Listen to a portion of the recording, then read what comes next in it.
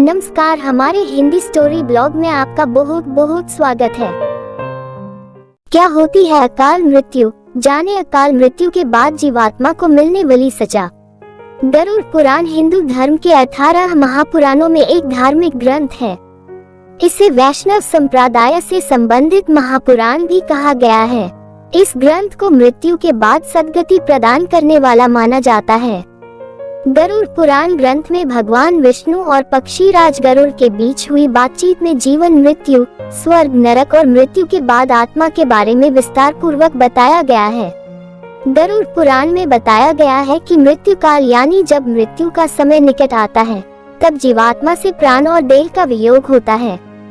इसमें बताया गया है कि हर एक मनुष्य के जन्म और मृत्यु का समय निश्चित होता है, जिसे पूरा करने के बाद वह मोक्ष को प्राप्त करता है।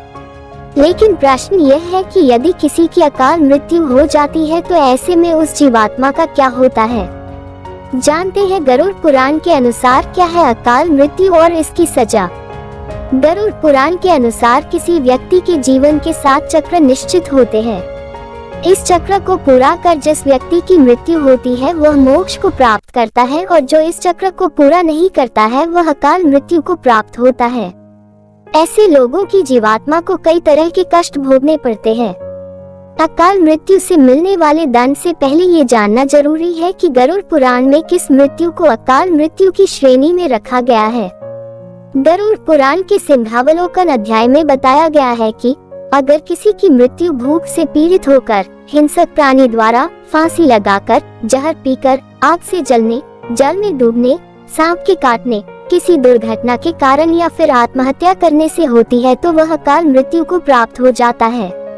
इन सभी मृत्यु में गरुड़ पुराण में आत्महत्या को सबसे घृणित और निंदनीय अकाल मृत्यु बताया गया है।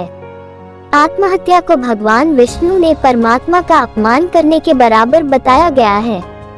कैसे होती है अकाल मृत्यु? कुछ लोग स्वयं आत्महत्या कर अकाल मृत्यु को प्राप्त होते हैं, तो वही कुछ दुर्घटना आदि का शिकार हो जाते हैं।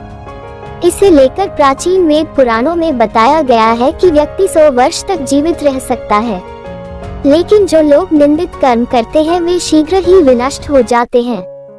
जीवन में किए कई महादोषों के कारण व्यक्ति की आयु क्षीण हो जाती है और वे अकाल मृत्यु को प्राप्त होते हैं।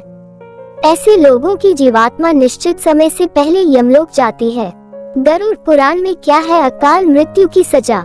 ऐसे लोग जिनकी मृत्यु प्राकृतिक रूप से होती है, उनकी आत्मा 3, 10, 13 या 40 दिनों के भीतर दूसरा शरीर धारण कर लेती है।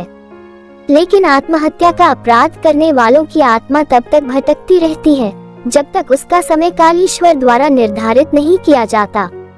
ऐसी जीवात्मा को न ही स्वर्ग मिलता है और न ही नरक। उनकी आत्मा लोक परलोक के बीच भटकती रहती है।